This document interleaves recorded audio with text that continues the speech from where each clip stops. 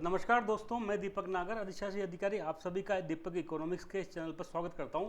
तो दोस्तों, आज हम वो एक और टॉपिक लेके आए हैं इकोनॉमिक्स से रिलेटेड, जो काफ़ी ज़्यादा चर्चाओं में रहा है। आप सब लोग अब तक न्यूज़ देख रहे होंगे या देख चुके होंगे। न्यूज़ है कि फार्मर्स द्वारा जो देश का सबसे इम्पोर्टेंट और सबसे लंबा नेशनल हाईवे है, नेशनल हाईवे 44, वो कुरुक्षेत्र के पास में इसको ब्लॉक कर दिया गया है। आप सब लोगों ने अगर न्यूज़ में देखा हो तो काफ़ी लंबी लंबी जो ट्रकों की जाम लग चुके हैं, कई किलोमीटर तक वो ऐसी स्थिति दिखाई दे रही है। तो ये नौबत क्यों आई? किसान क्यों विरोध कर रहे हैं? स्पेशली हरियाणा के किसान क्यों इस चीज़ का विरोध कर रहे हैं? उनको क्या शौक आ रहा है कि वहाँ पर इतने से ऐसी गर्मी की धूप में रोड पर बैठे हुए हैं? तो कुछ ना कुछ तो मजबूरी होगी उन बेचारों की, जिसके कारण उनको रोड पर आना पड़ा। तो दोस्तों, इस वीडियो में हम डिटेल में जानेंगे कि वो फार्मर चाहते क्या है। बेसिकली वो MSP चाहते हैं, मिनिमम सपोर्ट प्राइस। तो वो चाहते तो गवर्नमेंट दे क्यों नहीं देती, क्या इसमें दिक्कतें हैं, क्या MSP होता है, सब कुछ हम डिटेल में जानेंगे दोस्तों। तो चलो हम चलते हैं। देखो, सबसे पहले शुरुआत करते हैं। ये वीडियो देख सकते हैं आप, हम फार्मर क्या कर रहे हैं, रोड पर बैठे हुए हैं और एक तरह से जाम कर रखा है, रोड पर ब्लॉकेड कर रखा है।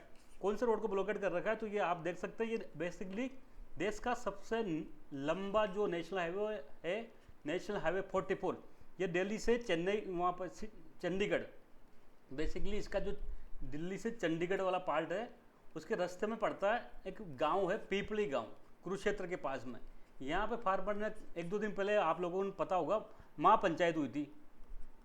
इस महापंचायत के निर्णय के बाद यहाँ पर किसानों ने जाम लगा दिया गया है। स्पेशली आप देख सकते हैं, दिल्ली से हरियाणा के पास का ये आसपास का एरिया है, पीपली गाँव है यहाँ पर कुरुक्षेत्र के आसपास में। तो अभी किसान चाहते क्या है और गवर्नमेंट क्यों नहीं दे पा रही? तो हम सबसे पहले इसके बारे में समझेंगे। तो बेसिक मुद्दा वही है जो 2020 के किसान आंदोलन के टाइम पे था। वो तक उस टाइम पे एक ही मुद्दा था, क्या? MSP, यही मुद्दा था। किसान कानून, जो 3 कृषि किसान कानून आए थे, उनमें मुख्य विरोध क्या था कि हमारी MSP खत्म हो जाएगी, मंडी, प्राइवेट मंडी को अलाउ करोगे तो धीरे धीरे सरकारी मंडियाँ खत्म हो जाएगी। सरकारी मंडियों में क्या होता है, MSP पर खरीद होती है, तो गवर्नमेंट क्या करेगी, MSP पर खरीद खत्म कर देगी। तो बाद में फिर गवर्नमेंट ने, मोदी जी ने, जैसा आप सबको पता है, तीनों कृषि कानून रद्द किए थे। उस टाइम घोषणा करी थी कि भाई MSP पर हम कमेटी बनाएंगे जो उस पर कुछ डिसाइड करेगी। लेकिन बाद में ये कमेटी बनाई, एक रिटायर्ड IAS थे, उनको टिकादेश कमेटी के, एक IAS थे, उनको कमेटी का अध्यक्ष बना दिया। तो ये भारतीय किसान यूनियन, जो बड़े किसान संगठन थे, उन्होंने इसका विरोध किया था, इस कमेटी का, और इसमें शामिल नहीं हुए थे। वो अलग मुद्दा है, लेकिन हम सबसे पहले जानेंगे MSP होती क्या है। देखो, MSP मैं आपको पहले कई बार बता चुका। बेसिकली इसकी फुल फॉर्म होती है मिनिमम सपोर्ट प्राइस, न्यूनतम समर्थन मूल्य। न्यूनतम समर्थन मूल्य, ये बेसिकली एक कंसेप्ट है दोस्तों, किसान को जो बाजार में भावों में उतार चढ़ाव आता है ना, उससे बचाने के लिए। सपोज करो एक किसान है, ये जुलाई में कोई इसने लगा कि मुझे कुछ फसल बोनी है, इसने बोई क्या टाइम में, सपोज करो इस टाइम अच्छा भाव चल रहा है, 5,000 रुपये क्विंटल चल रहा है सोयाबीन का, उगादी। लेकिन जब अक्टूबर नवंबर में फसल आई, अक्टूबर के आसपास, तब इसके भाव रह गए 3,000 रुपये। तो अब ये किसान जो सोच रहा था उस टाइम कि मुझे 5,000 रुपये पर क्विंटल मिलेगा, उसको अब यहाँ पर 3,000 रुपये क्विंटल ही मिलेगा। तो ऐसी स्थिति में इस किसान का क्या हो जाएगा, बहुत ज़्यादा नुकसान हो जाएगा, और ये हतोत्साहित होगा आगे भविष्य में खेती करने के लिए। तो ऐसी स्थिति में गवर्नमेंट क्या करती है, हीरो बन के आती है। गवर्नमेंट क्या करती है, हीरो बन के आती है। वो पहले, जब जैसे किसान को जुलाई में बुआई करनी, तो उसके पहले ही बता देगी, जून में, सबको जून में ही बता देगी कि भाई आप है ना सोयाबीन उगाओ, और हम क्या करेंगे, इस सोयाबीन को हम 4500 4800 जो भी भाव होगा गवर्नमेंट को उस टाइम लगता है उचित, वो MSP पर हम खरीद लेंगे। सपोज करो गवर्नमेंट ने डिसाइड कर लिया 5200 रुपये, ठीक है, तो गवर्नमेंट ने ऐसे MSP डिसाइड कर दिए 5200 रुपये।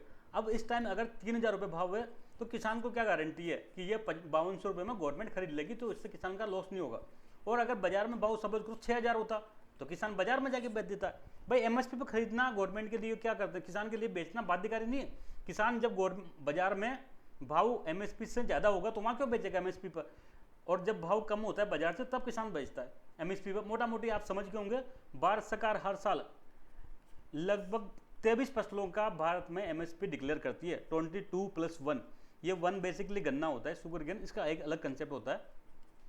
इसको यहाँ पर बेसिकली MSP नहीं कहते, न्यूनतम समर्थन मूल्य नहीं कहेंगे, फेयर एंड रिम्यूनेटिव प्राइस कहते हैं। लेकिन हम गन्ने की बात नहीं कर रहे, हमारा मुद्दा ये है भी नहीं, उसके बारे में कभी जब पढ़ेंगे तो डिटेल में पढ़ेंगे।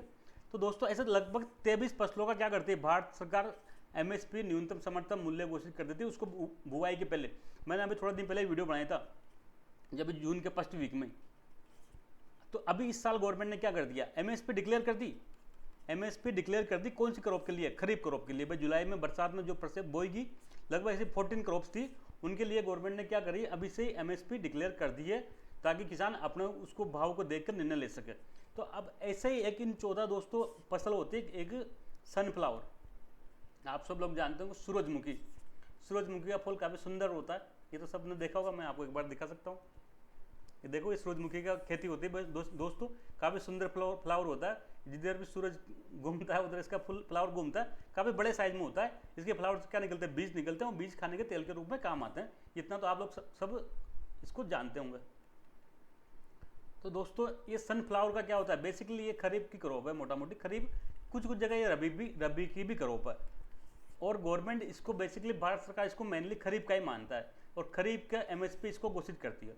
लास्ट साल गवर्नमेंट ने क्या किया दोस्तों, ये सूरजमुखी का 2022-23 में गवर्नमेंट ने एमएसपी डिक्लेयर करी थी, वो करी थी 6400 रुपये पर क्विंटल। ठीक है, तो इस गवर्नमेंट किसानों को लगा कि ठीक है 6400 रुपये क्विंटल तो हमारा बड़ा फायदा हो जाएगा, तो कई किसानों ने क्या किया, इसकी बुवाई कर दी, शोविंग कर दी। लेकिन जब अभी बेचने का टाइम आ रहा है, जैसे सपोज करो ये जून में चल रहा है, अभी इसका सेल का टाइम आ रहा है, तो आज की डेट में इसका मार्केट प्राइस है कितना, 4000 के लगभग है।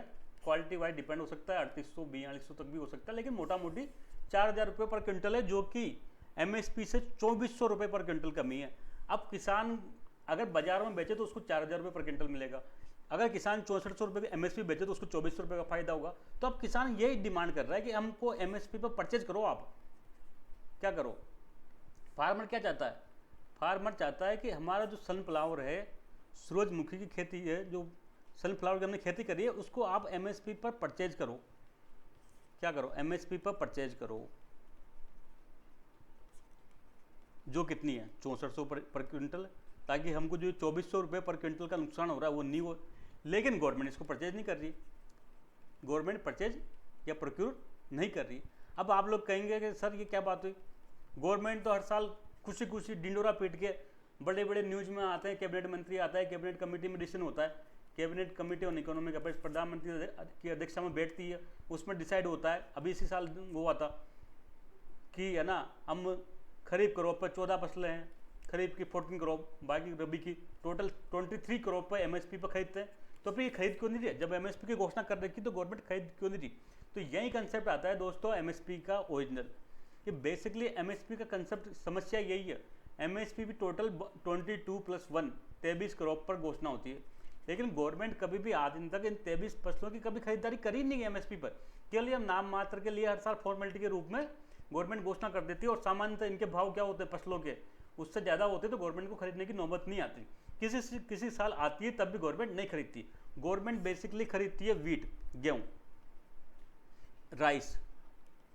ये क्यों खरीदती है, ताकि ये जो अपन को जानते हैं नेशनल फूड सिक्योरिटी एक्ट है, उसमें 5 रुपये केजी पर पर्सन देते हैं, 3 रुपये किलो 2 रुपये किलो में बांटना रहता है। तो वीट और राइस की बेसिकली प्रोक्योरमेंट करती है।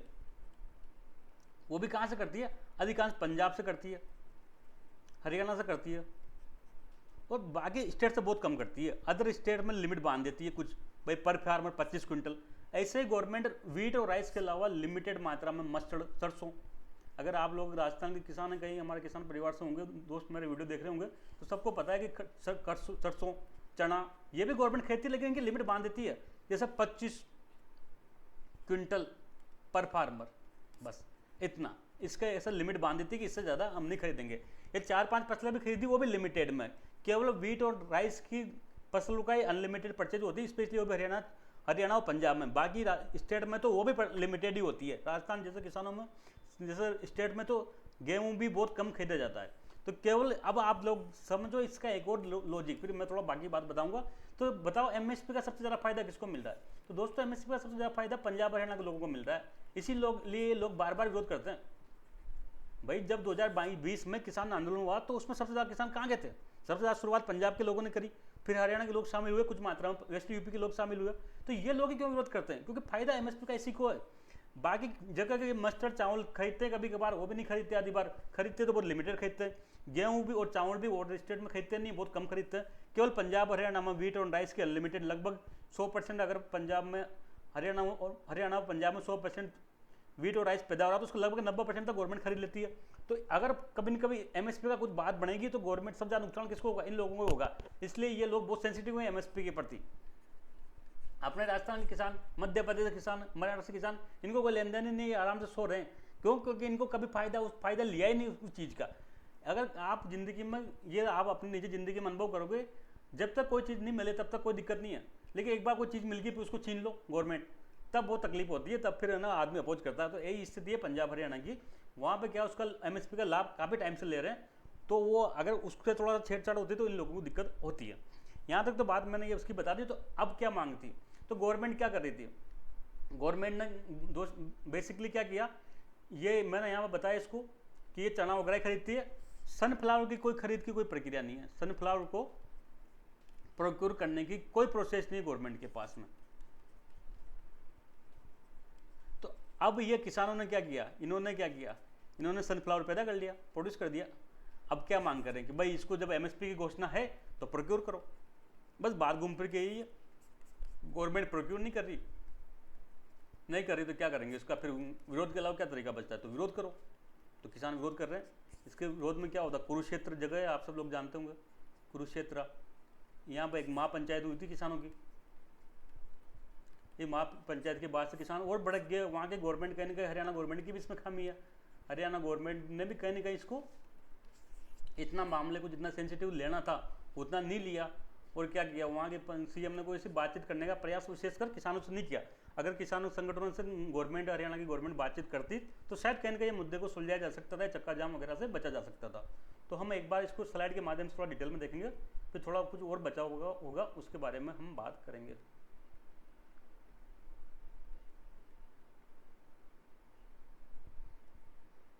तो ये चक्का जाम तो हो रहा है, धरना, ये आप देख सकते हैं। मैंने बताया था, देखो एमएसपी क्या होती है हम सबको पता है। कितने क्रॉप के लिए घोषित होती है? 22+1 के लिए होती है। सनफ्लावर क्रॉप बेसिकली एक ऑयल सीड है, इससे खाने का तेल निकलता है। कई जगह पर इसको खाने के तेल के रूप में इस्तेमाल किया जाता है। खरीफ क्रॉप है बेसिकली। इसकी जो लास्ट ईयर एमएसपी घोषणा की थी वो थी 6400 रुपये पर क्विंटल। अब बाजार में भाव चल रहा है कितना? लगभग 4000 रुपये पर क्विंटल। तो लॉस हो रहा है किसानों को, बेचारों को कितना? 2400 रुपये पर क्विंटल। या तो आप घोषित ही मत करो ना एमएसपी। आपने घोषणा कर रखी कि हम खरीद देंगे, तो आप फिर खरीदते क्यों? संकट ये है ना। अगर ये घोषणा नहीं होती तो किसानों की मांग नहीं बनती थी, और फसल के लिए तो किसानों ने डिमांड नहीं करी। लेकिन जब आपने गवर्नमेंट ने जो ये इसकी एमएसपी हर साल घोषणा करते हैं, टीवी पे आगे मंत्री जी बार बार ढिंडोरा पीटते हैं, तो फिर उसको परचेज करना चाहिए। तो फार्मर को प्रोटेस्ट कर रहे हैं। एमएसपी के बावजूद गवर्नमेंट प्रोक्योर नहीं कर रही। मार्केट प्राइस लगभग 4000 पर क्विंटल ही है, तो किसानों को सीधा सीधा लॉस है 2400 रुपये पर क्विंटल का। प्रॉब्लम में एमएसपी मैंने बताई दिया कि केवल क्या करती है जो गवर्नमेंट होती है, वो 22+1 क्रॉप की घोषणा तो करती है, लेकिन परचेज केवल गेहूँ चावल पे अधिकांश पंजाब हरियाणा से, कुछ बाकी कुछ राज्यों में लिमिटेड।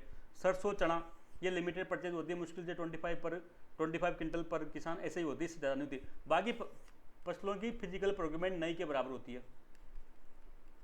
यही दिक्कत है। अगर किसान यही मांग करें भाई प्रोक्योरमेंट करो, और कोई अलग से कोई विशेष कोई बहुत भारी मांग नहीं है। फार्मर पंजाब हरियाणा डिमांड क्या कर रहे हैं? एमएसपी पर खरीदे गवर्नमेंट इसको। इसी के लिए कुरुक्षेत्र में महापंचायत हुई, बाद में क्या कर दिया, NH 44 को ब्लॉकेट कर दिया। अब इसका गवर्नमेंट का क्या करना है? तो दोस्तों एक हरियाणा गवर्नमेंट की एक अच्छी स्कीम है, एक स्कीम है भावांतर भुगतान योजना।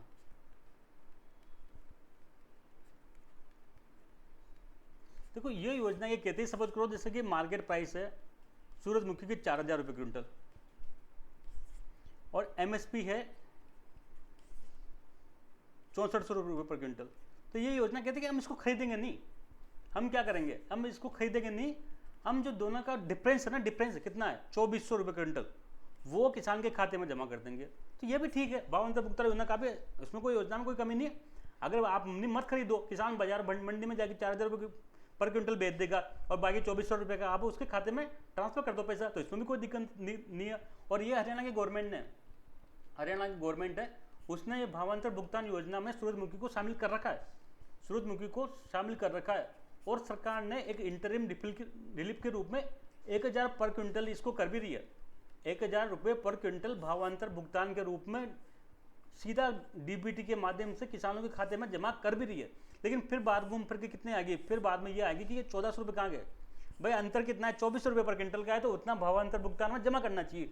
लेकिन गवर्नमेंट कहीं ना कहीं पास रिसोर्सेज लिमिटेड है, या जो भी उसकी इच्छा है, वो 1,000 रुपये पर क्विंटल ही डीबीटी के माध्यम से जमा कर रही है। तो किसानों को अब भी 1400 रुपये पर क्विंटल नुकसान हो रहा है। तो कहीं ना कहीं गवर्नमेंट को क्या करना चाहिए, भावांतर भुगतान योजना में इसको जो दायरा है उसको बढ़ाया जाना चाहिए। हो सकता है इसको, चलो ठीक है 2400 नहीं, इसको है ना 1700 के आसपास कर दो या 2000 कर दो, कुछ थोड़ा बहुत किसान को लॉस, थोड़ा गवर्नमेंट इसको बर्डन करे, इसको बढ़ा के 1000 क्विंटल को बढ़ा के समझ करो, गवर्नमेंट चाहे तो इसको 1800 तक कर सकती है। तो इससे किसानों का नुकसान बहुत लिमिटेड मात्रा में हो। तो दोस्तों आज के लिए इतना ही, जल्द मिलेंगे नेक्स्ट टॉपिक के साथ में, तब तक के लिए थैंक यू, जय हिंद।